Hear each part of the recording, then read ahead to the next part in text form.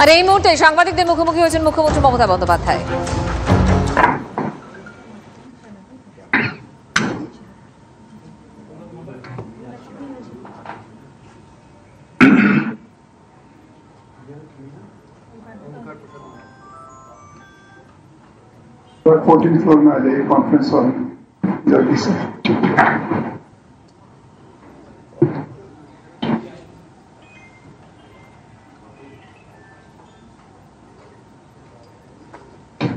সেরকম যদি করে বাংলার আলু বাইরে চলে যায়, আমার প্রয়োজন মিটিয়ে তারা বিক্রি করুক, আমার কোনো আপত্তি নেই, আমি তো বলেই দিয়েছিলাম এবং আমি ছাড়তেও শুরু করেছিলাম, ছেড়েও ছিলাম অনেকটা।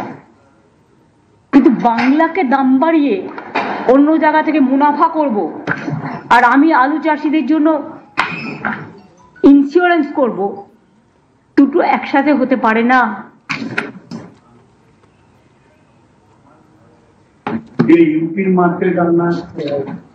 আমি অন্য কোনো রাজ্যের সাথে আমার মার্কেটের তুলনা করব না। It depends on state to state. সব জায়গায় দাম বেড়েছে বলে আমাকেও দাম বাড়াতে হবে, তার কোনো মানে নেই। আমার এখানে হচ্ছে শস্য শ্যামলা বাংলা, ধনধান্যে পুষ্পে ভরা, চাল উৎপাদন, আলু উৎপাদন, এগুলো বাংলা রেকর্ড হিসেবে কাজ করে। আমি সেখানে অন্য রাজ্যকে বাড়তে দেবো, আমার জিনিস দিয়ে সাপ্লাই করে দেবো আর আমার নিজের রাজ্যে দাম বাড়াবো, এই যুক্তি হতে পারে না। আমার নিজের রাজ্যের মানুষ খেয়ে তারপর যদি থাকে আমি নিশ্চয়ই সেটা বিক্রি করার সুযোগ করে দেবো।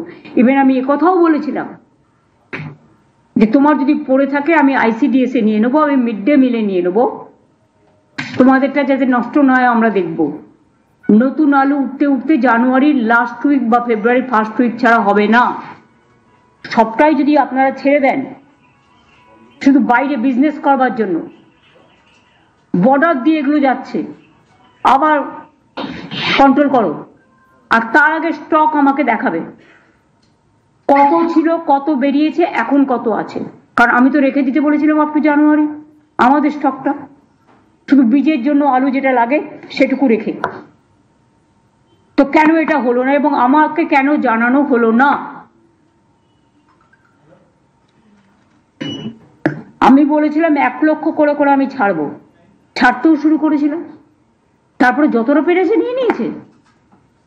আমি একটা কথা বলি, রাজীব কুমার তুমিও আছো, এটা কিন্তু প্রেসের সাথে ডাইরেক্ট কানেক্টেডও আছে।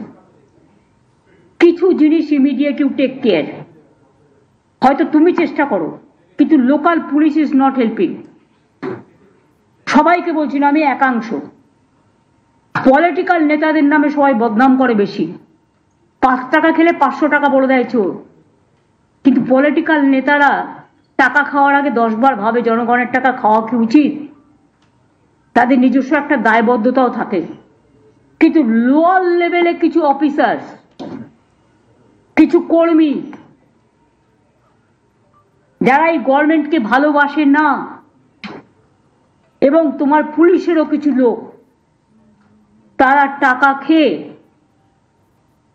আজকে বালি চুরি বলো, কয়লা চুরি বলো, সিমেন্ট চুরি বলো,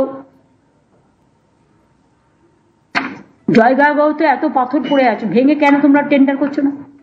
এটা তো এগ্রিকালচার, এটা তো ল্যান্ড ডিপার্টমেন্ট করবে। ল্যান্ড ডিপার্টমেন্ট কি করছে, কেন বসে আছো? Why they are sitting idly, they are sitting quietly. আমি তো পরিষ্কার বলেছিলাম যে যত বালির জায়গা আছে টেন্ডার করে দাও, যত পাথরের জায়গা আছে টেন্ডার করে দাও, যত ইল্লিগাল মাইনিং চলছে আটকে দাও। CISF টাকা খেলেও আমাদের লোকেদের ধরবার অধিকার আছে, এটা মাথায় রাখো। কারণ চুরি হলো তখন বলবে কয়লা চুরি করছে তৃণমূল কংগ্রেস, আর চুরি করবে CISF টাকাকে বা পুলিশের একাংশ টাকাকে, আমি এটা টলারেট করব না। যদি কোনো রাজনৈতিক দলের লোক খায় তার কলার চেপে ধরো, তাকে আইনের পেছে ধরো, আইনত জেলে পাঠাও। এখানে কোনো এক্সকিউজ আমি চাই না। আমার দরকার নেই 1 পয়সা। বারবার আমি বলি, আমার প্রয়োজনে আমি দলের নির্বাচন করবার জন্য আমি লোকের কাছে আঁচল পেতে টাকা নেব। আজ পর্যন্ত বলতে পারবে না আমি কোনো গভর্নমেন্টের কাজে বা কারো কাছ থেকে আমি 1 পয়সা নিয়েছি। কোনো কারণে অন্য কেউ যদি নিয়ে থাকে তুমি ছাড়বে কেন? কেন ছাড়বে? একই আইন, law must be applied to each and every individual together. There should not be any discrimination. কেউ কেউ ভাবে একে ম্যানেজ করি, ওকে ম্যানেজ করি, নিয়ে এক্সটর্শন করি, তারা বাঁচাবে। কেউ বাঁচাবে না, আমি তো বাঁচাবো না। আমার কাছে কোথাও না কোথাও থেকে তো খবর আসবেই। সব আলুটা বেরিয়ে গেছে, মাথায় রেখো। আজকে আলুর দাম বাড়ছে। পেঁয়াজ আমি কষ্ট করে তৈরি করতে শুরু করেছিলাম, বাংলায় পেঁয়াজ তৈরি হতো না বলে, সবটা নাসিক থেকে আসতো। সেই পেঁয়াজ, আমার খাওয়ার পেঁয়াজ নেই, আমাকে নাসিক থেকে আনতে হয়। আমার পেঁয়াজ বাইরে বিক্রি হয়ে যাবে কেন? আমি তো 50% পর্যন্ত প্রোডাকশন, এখনো কত পর্যন্ত হয়েছে? 7 লক্ষ টন। 7 লক্ষ টন আমি বুঝি না। আগে 4 লক্ষ টন হতো, এখন 3 লক্ষ টন বেড়েছে। আপনার আমি পার্সেন্টেজ জিজ্ঞেস করছি, কত পার্সেন্ট? 75%। 75% আমি সেই জায়গাটায় নিয়ে এসেছি। তো আমার যদি 50% বিক্রি হয়ে যায়, বাইরে এক্সপোর্ট হয়ে যায়, কারা গো? তাকে আমি টাকা দেবো, টাকা আমি বিমা দেব, টাকা আমি জমি উর্বর করার জন্য ইকুইপমেন্টস দেবো, প্রিজার্ভেশনের জন্য দিচ্ছেন, প্রিজার্ভেশনের জন্য দিচ্ছি। আর কিছু লোক বিজনেস করতে গিয়ে কমার্শিয়ালি স্টেটকে এক্সপ্লয়েট করবে। এটা যারা চাষি তারা করে না, এটা কিছু মিডল ম্যান আছে তারা করে, যারা দালালি করে সমাজটাকে শেষ করে দেয়। আর সেই দালালির টাকা তারা ভাগ দেয় একে একে তাকে। এটা যাতে না হয়, each and everybody is to take care. তুমি এসটিএফ কে স্ট্রং করো, অ্যান্টি করাপশন ব্যুরোকে স্ট্রং করো। আমি সিআইডি রিসাপেল করব টোটালটাই। তোমার দায়িত্ব দিচ্ছি, তুমি সমস্ত প্রস্তাব আমায় দেবে। আর যার যার বিরুদ্ধে কমপ্লেন আছে, কমপ্লেন পেলে ক্রস চেক করো। কেউ কেউ মিথ্যে কথা বলেও কমপ্লেন করে। সত্যি যদি প্রবলেমটা জেনুইন হয়, তাহলে টেক স্ট্রং অ্যাকশন। কেউ বাধা দেবে না, আর কেউ বাধা দিলে আমি শুনবো না। আমি তো আমার কথাই শুনবো না, মানে আমি নিজের কথা বলছি। আমাকে যদি ক্ষমা না করি, তাহলে তোমরা কাকে ভয় পাচ্ছ? কেন শুনছো না? এগ্রিকালচার এবং রুরাল ডেভেলপমেন্ট মিনিস্ট্রিকে শুধু বক্তৃতা দিলে হবে না, কাজ করে দেখাতে হবে। পুরো সার্ভে হয়েছে অঙ্কর, যেগুলো আমাদের বন্যা টন্যা হয়েছিল, টোটালটা হয়ে গেছে। ঠিক আছে, আর বেশি বলতে হবে না। তার মানে যেটা আমরা বলেছিলাম যে এই যে বর্ষায়, বন্যায়, দানা যেগুলো হয়ে গেছে, সেগুলো আমরা সার্ভে করেছি অলরেডি। বাংলার চাষিদের সঙ্গে নিয়ে, চাষিদের সঙ্গে নিয়ে। আর কোনো সার্ভের কিছু পড়ে নেই তো? যদি পড়ে থাকে, যেটা আপনার এমসিসি আছে, আমরা করতে পারিনি। 23 তারিখে এমসিসি উঠলে ওটা সার্ভেটা হয়ে গেছে। সার্ভে হয়ে গেছে। আমাদের যাওয়ারটা হাউজিং এর কথা। আচ্ছা, হাউজিং তো আমি এখনো আসিনি। এগ্রিকালচার সার্ভে যেটা আছে, দানা যেখানে ইলেকশন আছে সেখানে যতক্ষণ আপনার কোড অফ কন্ডাক্ট ওভার না হচ্ছে ততক্ষণ পর্যন্ত সারা বছরই তো ইলেকশন, তাহলে আর কোনো কাজ হবে না। যেটা আবাস নিয়ে যেসব জায়গাগুলো এখনো সার্ভে হয়নি বিকজ অফ ইলেকশন, ইলেকশনের কোড অফ কন্ডাক্ট ওভার হলে উইদিন 7 days সার্ভেটা কমপ্লিট করতে হবে। বাদ বাকি কৃষি জমিটা সার্ভে হয়ে গেছে। এটা সেপ্টেম্বর পর্যন্ত আমরা কৃষক বিমাটা দিই। আরে আপনি কথা কম বলুন না, আপনি কি ভাবেন যে আমি কিছু জানি না? আরে দাঁড়ান মশাই, সেপ্টেম্বর পর্যন্ত থাকে, কিন্তু আমরা দানার জন্য এবং প্রাকৃতিক দুর্যোগের জন্য বাড়িয়ে নভেম্বর করেছি। তা আপনি ওয়েট করেন না কেন? আমাকে বলতে হবে কেন? আমি কি মানে কিছু জানি না? বাড়িয়েছি আমি, আর আমার মনে নেই? আমার যথেষ্ট মনে থাকে। আমি আজকে যেটা প্রেসকে বলবো যে প্লিজ এগুলো পজিটিভ ভাবে দেখুন। নেগেটিভ ভাবে দেখার চেষ্টা করবেন না। আপনারা কি করেন, পজিটিভ জিনিসটাকে অ্যাভয়েড করে অলওয়েজ নেগেটিভ ব্যাপারটাকে সামনে নিয়ে আসেন। তাহলে তো আপনাদের সামনে মন খুলে আমি ট্রান্সপারেন্সি মেনটেন করে, স্বচ্ছতা মেনটেন করে কোনো কাজ করতে পারবো না। আর তা যদি না করতে পারি, তাহলে জনগণ জানবে কি করে যে আমরা কি করতে যাচ্ছি, কি না করতে যাচ্ছি, কোনটায় ভুল কোনটায় ত্রুটি। এটাও তো জনগণকে জানাতে আমি বাধ্য, এবং সেটা সংশোধনের জন্য কি ব্যবস্থা করা হচ্ছে। আপনাদের এটা আমি অনুরোধ করব।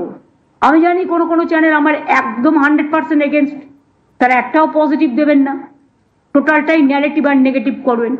তাই যদি করেন তাহলে জেনে রাখুন, আগামী দিন যদি আমি ট্রান্সপারেন্সি নিয়ে মিটিং করি তাহলে আমি তাদের বাদ দিয়ে করব। পরে আপনারা নিউজ কালেকশন করে নেবেন, কারণ আমি এটুকু কোঅপারেশন তো আপনার কাছ থেকে আশা করতে পারি। এখানে যারা আমরা বসে আছি প্রত্যেকে আমরা দায়িত্বপূর্ণ লোক, প্রত্যেকে দায়িত্বপূর্ণ অফিসার, প্রত্যেকে দায়িত্বপূর্ণ মিনিস্টার, হেজিবিজি কেউ নেই। আপনাদের ওখানেও যারা আছেন আমিও আশা করি আপনারাও গুরুত্বপূর্ণ লোক, আপনারাও দায়িত্ব নিয়ে কাজ করেন। এইটুকু দায়বদ্ধতা আপনাদের কাছে আমি আশা করব। আর তা নাহলে আপনাদের সামনে মিটিং আমি করব না, পরে আমায় বলতে পারবেন না কেন টিভিতে হচ্ছে না,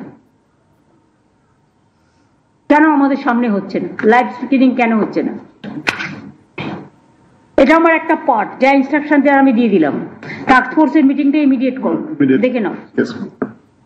আর রাজীব জেলায় জেলায় ইনস্ট্রাকশন দিয়ে দাও এবং রিপোর্ট দিতে বলো। সপ্তাহে একদিন করে, আমি জানি তোমার অনেক কাজ করতে হয়, তার সত্ত্বেও এটা মনিটরিং করতে হবে। প্রত্যেক জেলায় একটা করে নোডাল অফিসার থাকবে যে মনিটরিং করে ডিটেলসটা দেবে। শুধু সিসিটিভিতে সব হবে না, যারা এইসব চুরি ডাকাতি করে না সিসিটিভি অনেকভাবে ইউজ করে, দেখে নাও কিভাবে করবে, তুমি জানো কোন সিস্টেমে করা উচিত। ডিবিটির টাকা নিয়ে ট্যাবে 2 কোটি ছেলে মেয়েদের আমরা ট্যাব দিয়েছি, তার মধ্যে 1600 কোটি টাকার ট্যাব না 1600 কোটি টাকার ট্যাব আমরা দিয়েছি। তার মধ্যে 1900 সামথিং 1900 সামথিং কোটি টাকার 2 কোটি টাকার মতো ওই জামতারা গ্রুপ আছে, আপনারা জানেন তাই তো। এটা নিয়ে জামতারা একটা চক্র আছে, এটা নিয়ে একটা সিনেমাও হয়েছিল। চক্রটা ঝাড়খণ্ড বিহার এসব জায়গাকে কেন্দ্র করে বিভিন্ন পলিটিক্যাল পার্টির শেল্টারে থেকে তারা আসছে, বিভিন্ন মলে এসে আড্ডা মারছে, গ্রুপিং তৈরি করছে, অপারেশন করছে, কোথাও না কোথাও গেস্ট হাউসে ভাড়া নিয়ে নিচ্ছে, অনেক সময় সাংবাদিকদের সাথেও মিশছে, রাজনৈতিক দলের লোকেদের সাথেও মিশছে। কারণ একটা কোনো অপারেশন করতে গেলে তো কয়েকটা লোককে কনফিডেন্সে নিতে হবে, কখনো আপনি কখনো আমি। আর পুলিশ, অ্যাডমিনিস্ট্রেশন, শপিং মল সবচেয়ে ভালো জায়গা। আমি এখন থেকে শপিং মলগুলোকে সাবধান হতে আবেদন জানাবো। আমরা কিছু কমপ্লেন পেয়েছি কিছু কিছু জায়গায় যেখানে ফেক কারেন্সি আসছে। কয়েকদিন আগে একটা জায়গায় আগুন লেগেছিল, আপনারা নিশ্চয়ই জানেন, আমি নাম বলছি না। এবং কয়েকদিন আগেও আরেকবার আগুন লেগেছিল, 2 মাসে 2 বার। আমরা অনেকগুলো ইম্পিউট পেয়েছি। সব শপিং মল খারাপ না, সব শপিং কমপ্লেক্স বা বিজনেস সেন্টার খারাপ না, কিন্তু সবাইকে সতর্ক হতে অনুরোধ করছি, পাবলিককেও সতর্ক হতে অনুরোধ করছি। এই সব জায়গায় এসে এরা শেল্টার নেয়, এবং যেহেতু আমাদের বর্ডার কান্ট্রিগুলোতে একটু টালমাটাল চলছে এবং কেন্দ্রীয় সরকারও যেভাবে সক্রিয় হওয়া উচিত ছিল হয়নি। আমি এ নিয়ে এক্সটার্নাল অ্যাফেয়ার্স পলিসি নিয়ে কোনো কথা বলি না বলে আজকেও বলবো না, কিন্তু আমাদের পুলিশকে আমি যেটা বলবো ওদেরও অ্যালার্ট করতে, কারণ বর্ডার আমাদের হাতে নেই, বর্ডার কিন্তু সেন্ট্রাল গভর্নমেন্টের আন্ডারে। ফেক কারেন্সি কি করে আসছে? why they are not taking appropriate action? বর্ডারে স্টেটে all state border, all district border, all gateway of the commissionate, all important places এখন থেকে রেগুলার নাকা চেকিং হবে। আমি পাবলিকের কাছ থেকে কোঅপারেশন চাইবো, তার কারণ হয়তো নাকা চেকিং করতে গেলে অনেকে আপত্তি জানায়, ভাবে আমার অসম্মান হচ্ছে। আমার গাড়িতে নাকা চেকিং হলো আমি খুশি হব, তার কারণ আমিও তো চাই না যে কোনো একটা লোক সুযোগ নিয়ে আমার গাড়িতে কিছু রেখে দিই। আমাদের সকলকেই সতর্ক হতে হবে। নাকা চেকিং কম্পালসারি, সকাল দুপুর সন্ধে নয়, যে রাত্রিবেলা করলাম দিনে করলাম না তা নয়। রেলেও নাকা চেকিং হওয়ার দরকার আছে। রেলের মধ্যে থেকে অনেক আর্মস আসছে, আমরা 17-18টা আর্মস ফ্যাক্টরি অলরেডি খুঁজে বের করেছি বিহারের ওদিক থেকে, যেখান থেকে আর্মস আসছে। জিএমদের ডেকে দরকার হলো তুমি একবার বলো, চিফ সেক্রেটারিকে আমি বলবো ডিজিকে সাথে নিয়ে, ওখানে জিআরপি এবং আরপিএফ কে বলবে চেক করতে। আমাদের ঘাড়ে চাপিয়ে দিলে হবে না। প্লেন আমাদের হাতে নেই, ট্রেন আমাদের হাতে নেই, কিন্তু তাদের অনেক ভাইটাল রোল আছে। অনুপ্রবেশ হবে কি করে? পাসপোর্ট আগে কে পাসপোর্ট নিয়ে আসছে, তার পাসপোর্টটা আদৌ ঠিক কিনা আমি কি করে জানবো? এটা আমার ডিউটি নয়, এটা তো এয়ারপোর্টের ডিউটি, সিআইএসএফ এর ডিউটি। কয়লাকে সাপ্লাই করছে তো বিএসএফ এর ডিউটি, সিআইএসএফ এর ডিউটি। বর্ডার দিয়ে কে ঢুকছে তো বিএসএফ এর ডিউটি। গরুকে পাচার করছে তো বিএসএফ এর ডিউটি। সুতরাং they have to be very serious about it. ডেভেলপমেন্টের কাজ তো সেন্ট্রাল গভর্নমেন্টকে করতে হয় না, কিন্তু বর্ডার সিকিউরিটি তো সেন্ট্রাল গভর্নমেন্টের আন্ডারে, ডিফেন্স সিকিউরিটি তো সেন্ট্রাল গভর্নমেন্টের আন্ডারে, রিজার্ভ ব্যাংক তো তাদের আন্ডারে, এই তিনটে ডিপার্টমেন্ট তো তাদের আন্ডারে। সেখানে তারা ভালো করে কাজ করুক, আমাদের কোঅপারেশন পাবে। সিরিয়াস হয়ে যাচ্ছে, কারণ আমাদের যেহেতু অনেকগুলো বর্ডার আছে, আবার আমাদের বর্ডারের পাশে অনেকগুলো গেটওয়ে আছে। মনে রাখতে হবে আমাদেরটা হচ্ছে চিকেন স্নেক। বন্যাও আমরা ফেস করব, দাঙ্গাও আমরা ফেস করব, ফেক কারেন্সিও আমরা ফেস করব, জামতারাও আমরা ফেস করব, আমদানি জামদানিও আমরা ফেস করব, ফরেন ফান্ডও আমরা ফেস করব। ওয়াই? ফরেন ফান্ড তো আমার আন্ডারে নেই, ফরেন ফান্ড তো সেন্ট্রাল গভর্নমেন্টের আন্ডারে। কি করে ফরেন ফান্ডিং হচ্ছে এখানে? টেক কেয়ার করবে না? Very serious matter. আমি সিএস কে বলবো এটা নিয়ে ক্যাবিনেট সেক্রেটারির সাথে কথা বলে নিতে এবং হোম সেক্রেটারির সাথে।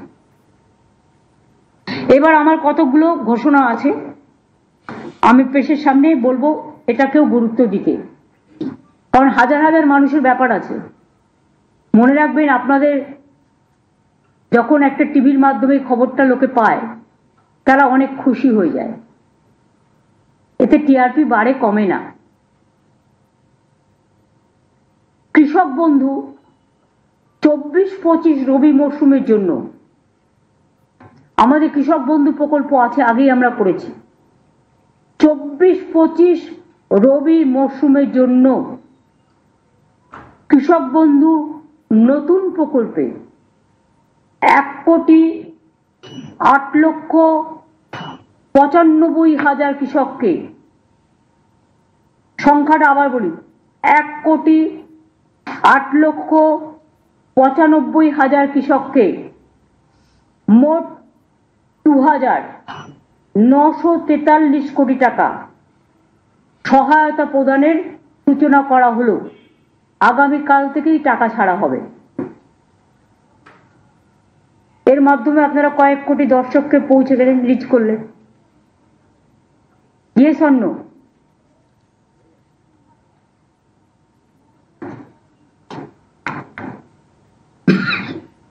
অর্থাৎ এবছরই কৃষক বন্ধু নতুন প্রকল্পে বাংলার কৃষকদের মোট 5,859 কোটি টাকার সহায়তা দেওয়া হলো শুধু এবছরে। সব মিলিয়ে 2019 সাল থেকে, মাত্র 2 বছরের কথা যদি আপনাদের বলি, তাহলে 13 বছরের কথা না বলে যদি আমি 2 বছরের কথাই বলি, তাহলেও জেনে রাখবেন বাংলার কৃষকদের এ পর্যন্ত কৃষক বর্গাদার ভাগ চাষিদের 21,134 কোটি টাকা সহায়তা দেওয়া হলো। টাকাটা সম্পূর্ণভাবে রাজ্যের, এক্ষেত্রে কেন্দ্রের 1 পয়সা নেই।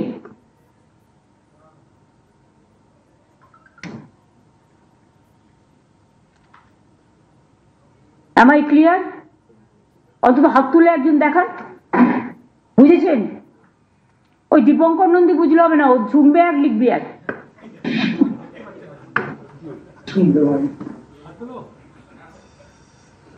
এছাড়াও মনে রাখবেন, কৃষক মারা গেলে তার পরিবার এককালীন যে 2 লক্ষ টাকা করে পায়, তাতে আমরা শুধু মুখে বলি না, আমরা কাজটা করি, আমরা জুমলা নই, আমরা ট্রান্সপারেন্সি মেনটেন করি। 1,27,000 বেশি কৃষক পরিবারকে 2,544 কোটি টাকার বেশি সহায়তা প্রদান করা হয়েছে।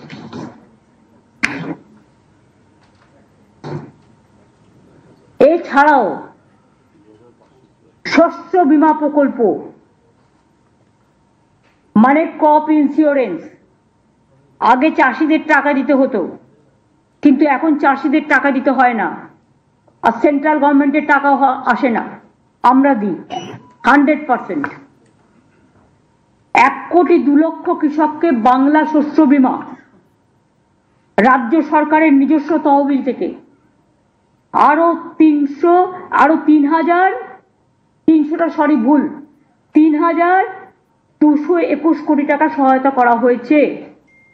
এছাড়াও বন্যা ও দানার মতো নানা প্রাকৃতিক বিপর্যয়ে বাংলা শস্য বীমার সময় সেপ্টেম্বর পর্যন্ত থাকে শস্য বীমা করা, এটা নভেম্বর পর্যন্ত বাড়ানো হয়েছে এবং রাজ্য জুড়ে এর জন্য ক্যাম্পও করা হয়েছে। প্রায় 65 লক্ষ কৃষক এতে নাম লিখিয়েছে, এটা আলাদা নতুন হবে। যারা এই দানা হয়ে গেল, বন্যা হয়ে গেল, রিসেন্ট যেগুলো হলো, সার্ভেটা কমপ্লিট হয়ে গেছে। ডিসেম্বর মাসের মধ্যেই এই ক্ষতিপূরণটা যোগ্য কৃষক, প্রত্যেক যোগ্য কৃষক বা ক্ষেত মজদুর বর্গাদার যেই থাকুক, ক্ষতিপূরণের টাকাটা পেয়ে যাবে। এবছরে যে বন্যা বা দানা হলো সেটার টাকাটাও, কারণ এখন তো কেন্দ্র সরকার বন্যা 1 পয়সাও দেয় না, সেই জন্য। এবার আমি আসব লক্ষ্মীর ভান্ডার প্রকল্পে। আপনারা জানেন লক্ষ্মী ভান্ডার আমাদের একটা অমূল্য সম্পদ, মা বোনেরা আমাদের ঘরে লক্ষ্মী। এই প্রোগ্রামটা ফার্স্ট স্টার্ট করে বেঙ্গল এখন মডেল হয়ে গেছে। আমরা 2021 থেকে শুরু করেছি, ইলেকশনে বলেছিলাম করব, করে দিয়েছি। আমরা মোট, আমার একটা সরাসরি মুখ্যমন্ত্রী একটা পোর্টাল আছে আপনারা জানেন, তাতে যে রিকোয়েস্ট গুলো আমরা পাই আমি কিন্তু সেগুলো প্রত্যেকটা দেখি। তাতে আমি প্রায় 24,000-এর মতো লক্ষ্মীর ভান্ডারের রিকোয়েস্ট পেয়েছিলাম আপ টিল নাও। তাছাড়াও আমাদের দুয়ারে সরকারে অনেক রিকোয়েস্ট এসছে, সেগুলো সব মিলিয়ে আমরা আগামী ডিসেম্বর মাসে, আমি যেটা বলেছিলাম ডিসেম্বর মাসে দেব টাকা যারা বাকি আছেন, 5,07,000 মহিলাকে আরো নতুন করে লক্ষ্মীর ভান্ডার প্রকল্পে যুক্ত করা হলো। আপনারা শুনছিলেন তৃণমূল সুপ্রিমো তথা রাজ্যের মুখ্যমন্ত্রী মমতা বন্দ্যোপাধ্যায়, তিনি সাংবাদিক সম্মেলন করলেন এবং আজকে এই সাংবাদিক সম্মেলনে তিনি পুলিশের নিচু তলার কিছু কর্মীদের উপর ক্ষোভ প্রকাশ করেছেন। তিনি বলেছেন পুলিশের নিচু তলার কিছু কর্মী তারা একাংশ রাজ্যকে ভালোবাসেন। আমার সঙ্গে এই মুহূর্তে টেলিফোন লাইনে রয়েছেন বিজেপি নেতা জগন্নাথ চট্টোপাধ্যায়। জগন্নাথ বাবু, মুখ্যমন্ত্রী সরাসরি নিশানা পুলিশের ওপর, কিন্তু পুলিশের নিচু তলার কর্মীদের ওপর কি বলবেন? কোনো তলায় আর ঠিক নেই, পুলিশই তো মানুষ। পুলিশও তো মানুষ, সব পুলিশ তো আর সিভিক পুলিশ সঞ্জয় রায় ধর্ষক না। তো যার ফলে মুখ্যমন্ত্রী যেটা বুঝতে পেরেছেন, বুদ্ধদেব বাবুর আমলে 2008-9 সালে একই পরিস্থিতি তৈরি হয়েছিল, এখনো সেই একই পরিস্থিতি হয়েছে। কিছু চটি চাটা আইপিএস অফিসার আর চটি চাটা থানার দারোগা রয়েছে, যারা অশোক স্তম্ভের বদলে জোড়া ফুল কাঁধে লাগিয়ে ঘুরছে। কিন্তু সাধারণ যে পুলিশ কর্মী যারা ডিএ পায় না, যাদেরকে যে কোনো বিক্ষোভের মুখে লেলিয়ে দেওয়া হয়, যারা ইট পাটকেল খায়, লাথি খায়, তারা তো সারাক্ষণই বুঝতে পারছেন, তারা মনে মনে জয় শ্রীরামই বলেন, কিন্তু উপায় নেই, পরিস্থিতি তৈরি হচ্ছে এবং সেটা মুখ্যমন্ত্রী আজ করলেও কিছু করার নেই। আর এখন ওনার মুখ থেকে এসব বেরোচ্ছে, তার কারণ হচ্ছে ওনার ভাইপো এখন পুলিশ মন্ত্রকটা চাইছে। তো ওনার ভয়টা তারা বিজেপির দিকে আছে না ওই নিচুতলা পুলিশ কর্মীরা ভাইপোপন্থী হয়ে গেছে সেটা আমরা জানি না অবশ্য, কিন্তু মমতা বন্দ্যোপাধ্যায়কে আর কেউ পছন্দ করছে না, তৃণমূল কংগ্রেসকে, শাসক তৃণমূল কংগ্রেসকে কেউ পছন্দ করছে না। ধন্যবাদ জগন্নাথ বাবু। কথা বলছিলাম বিজেপি নেতা জগন্নাথ চট্টোপাধ্যায়ের সঙ্গে। এই মুহূর্তে আমার সঙ্গে টেলিফোন লাইনে রয়েছেন প্রাক্তন পুলিশ কর্তা অরিন্দম আচার্য। অরিন্দম বাবু,